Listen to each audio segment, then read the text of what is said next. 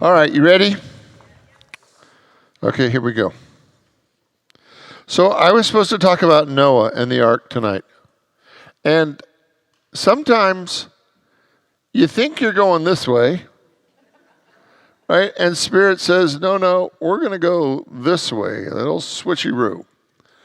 And I could tell as I moved through last week, because usually what happens is I start to get little ideas and nudges and Spirit kind of starts filling things in for me. Because, I got 20-something minutes. I'm supposed to at least say one thing intelligent in 20 minutes, right? So Spirit kind of starts nudging me in a direction. And last week there was nada. And it's like, okay, Spirit, we got 20 minutes. What are we doing here? And Spirit said, you're going the wrong direction. It's like, no, I told people we were going this way. Spirit said, I don't care what you told them, we're going this way. He said, you've been talking about finding for the last 2 months, and I've got one more. And we're going to talk about finding spiritual independence. Because for us, and the time that we live in right now, finding independence is fundamentally important. That God created us with a spirit of freedom. And yet we see in the world around us a lot of situations where people are not really experiencing a high level of freedom, where they feel trapped in circumstances and situations and addictions and in problems. And so tonight I want to address some of that with the idea of truly asking the question is, what does it take to liberate your soul? What does it take for you to know profound freedom in your life? And in a country where we put such a high value on freedom, how do we live it, not just as an idea, but how do we live it as an experience in a greater way? Because I believe that there is a critical time for us to truly know profound freedom in our lives. And if you look at the basis spiritual principle, the basis of all spiritual principle is free will. That God actually gave us free will, and that we're called to use it, to know it, to live it, to experience a soul set free. And so I want to begin tonight by really inviting you to look at the areas in your life where there's an opportunity for you to know greater freedom. And it could be in any level, any situation, any condition in your life. It could be with health or finances or relationships. It could be any area in your life. Addiction could be any area in your life. Is there an area in your life tonight where you could see that you are living a limited point of view, a limited experience? And would you be willing to know greater freedom? So what holds us back from knowing our complete freedom as a spiritual being? Like that whole idea of being a spiritual being and being free, does that interest you? Does that inspire you? Does that invite you into wow, what would the possibilities be if I was completely free? What would my life look like? How would I live if I was free at every level of my being? If I was free financially and mentally and emotionally? If I was completely free, how would that look? And what changes would that create in my life and in the world? Because I believe that we have a tendency to struggle with our limitations, that we allow our limitations to define us. And what if tonight we got to be free? So I have 5 points that I want to make tonight. And the first point really is in this celebration of our independence, What I want you to see is the first point is recognizing the chains that bind us.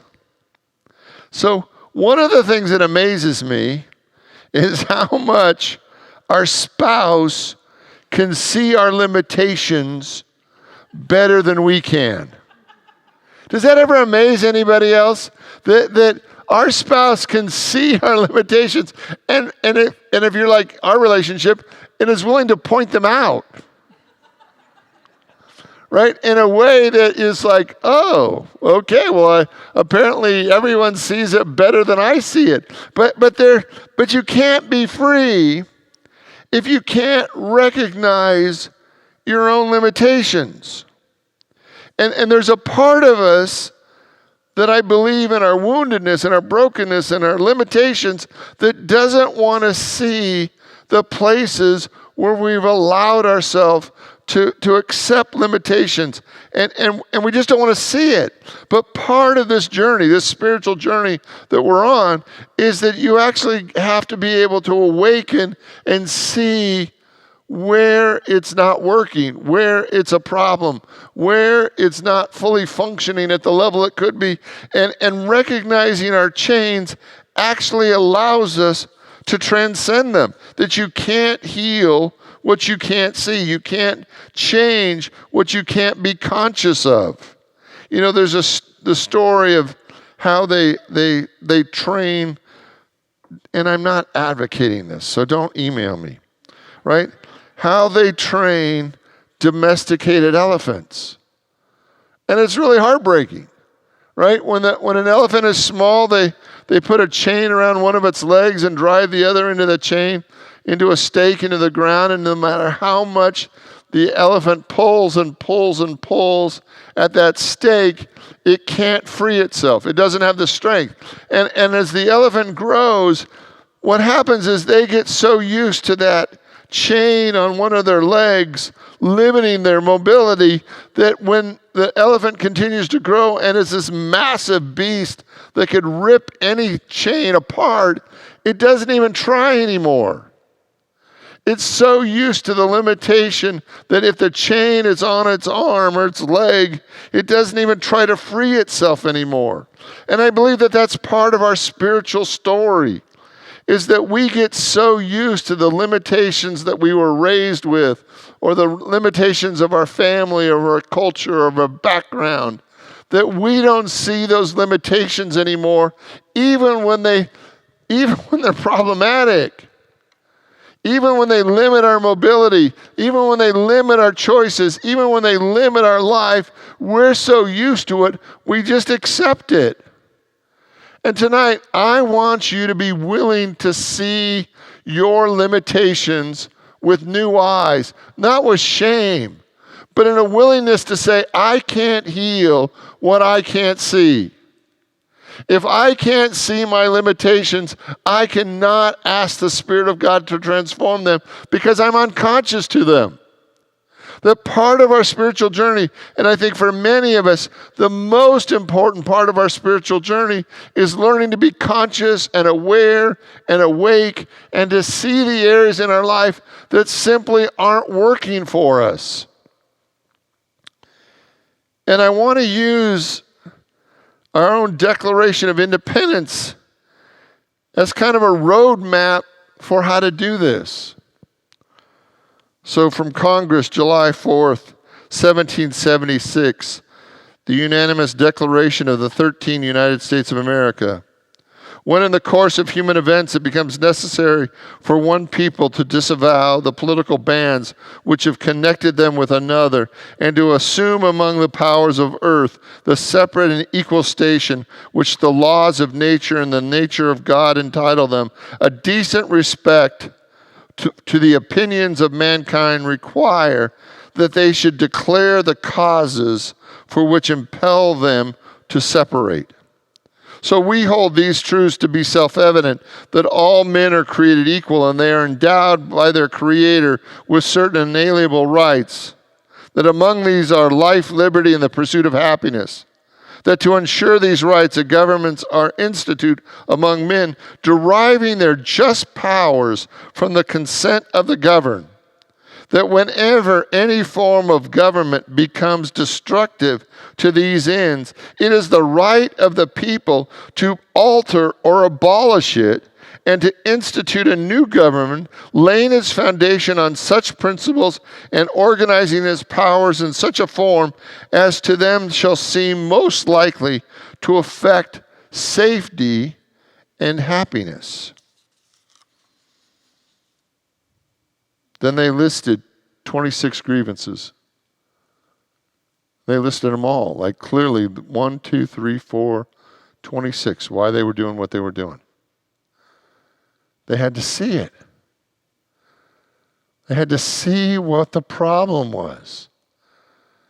And once they could see what the problem was, then they were willing to articulate the problem as justification for why they were moving in a new direction. So the first one is that we have to truly be able to recognize the chains that bind us. 2, we have to cultivate self-awareness and inner freedom. And I love this one, right? Because not only do we have to be able to see it, but we have to then cultivate an inner awareness and an inner freedom, a self-awareness, inner freedom, that all freedom comes from within. All freedom at its source is from God. And so if we begin to notice an area in our life that isn't working, we actually have to have a deeper spiritual relationship with God as the source of setting us free.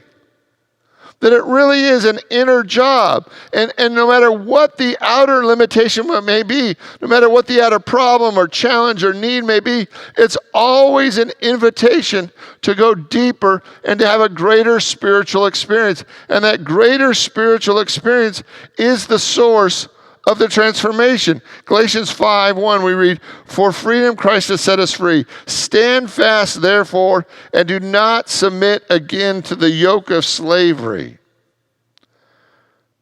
That every time you notice a limitation, it has to be an invitation for us to go deeper into God. Reading from our own Declaration of Independence. Prudence indeed has dictated that government long established should not be changed for light and transient causes.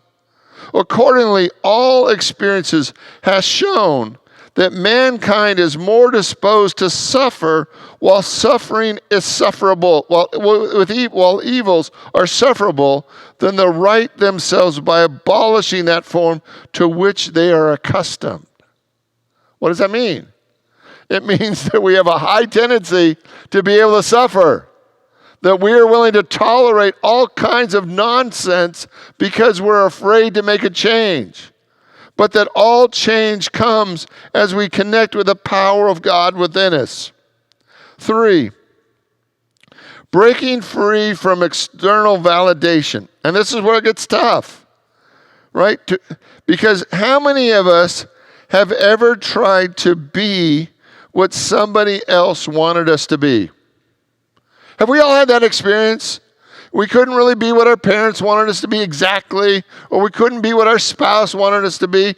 And how many of us can't always be what our children wanted us to be, right? That sometimes we want other people to validate us so much that we give up on who we are called to be. But over and over again, what I want you to see is that breaking free of those external validations is a fundamental part of us honoring the Spirit of God within us. That we are called to let go of the need for other people's approval at the expense of not being who God created us to be. That we are called to be set free. And every great movement in humankind, every great freedom that was established at some level required the individual or the group to let go of the external expectations and to be more true to themselves, more true to the activity of God within them, to be the best version of themselves. Again, from the Declaration. In every stage of these oppressions, we have petitioned for redress in the most humble terms. Our repeated petitions have been answered by repeated injury.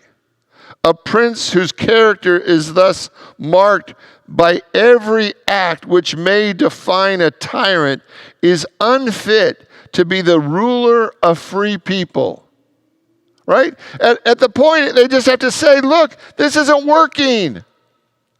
I can't continue to live by your expectations if your expectations don't allow the fullness of who I am to be expressed. That over and over again, to be free is this challenge, this cosmic responsibility to honor ourselves so clearly. As Shakespeare said, to thy own self be true. And what I want us to see tonight is that this journey of breaking free of external validation is no easy thing. How many of you have ever heard that children shouldn't really allow peer pressure to affect their choices? Right? We've all heard that, right? But have you noticed that a group of adults at a party tend to have a mindset that says, well, if he's doing it, then I guess I have to do it. Or if she's going like that, I guess I have to do that. And what I want you to see is adults are not immune to peer pressure. That we cave, and I mean that with all the love in my heart, right? Can you think of a time when you've caved into somebody else's opinion? And over again, we have to break free of this external validation. 4, we have to embrace spiritual practices and spiritual growth in such a way that we actually become new creation. That every time we notice that we are limited, we can't just become a better version of ourselves. That truly to be free, you have to become a new version of yourselves. We didn't become a better United States of America. We actually became the United States of America. We actually had to become something that we'd never been before. That every time we notice a limitation, it's not about being a better version. It's actually about transforming to a higher version, to that which we've never been before. Reading from our own declaration. We, therefore, representative of these United States in General Congress and assembled, appealing to the supreme judge of the world, and the right ought to be free and independent states that have absolved from the allegiance of the British crown and at all political connections with them, the state of Great Britain, is and ought to be totally dissolved. That as free and independent states, they have the full power to levy wars, conclude peace, contract alliances, establish commerce, and do all other acts and things which an independent state has the right to do. It's that line that actually separated them so that they could be what they'd never been before. That as we move into freedom, we're not just adjusting who we've been, we're actually coming into the fullness of who we are. We actually have to stand in the glory of who we are to be that great version of who we are, that created in the image and likeness of God. And the final point is embodying our authenticity and alignment. That it is written in your soul who you were called to be. I believe the moment God gave you life, the moment you were given spiritual life, at that moment, the design of your soul was fully intact. And our job is to embody it, to be authentically who we are, to align with our greatness, to align with what it means to be created in the image and likeness of God.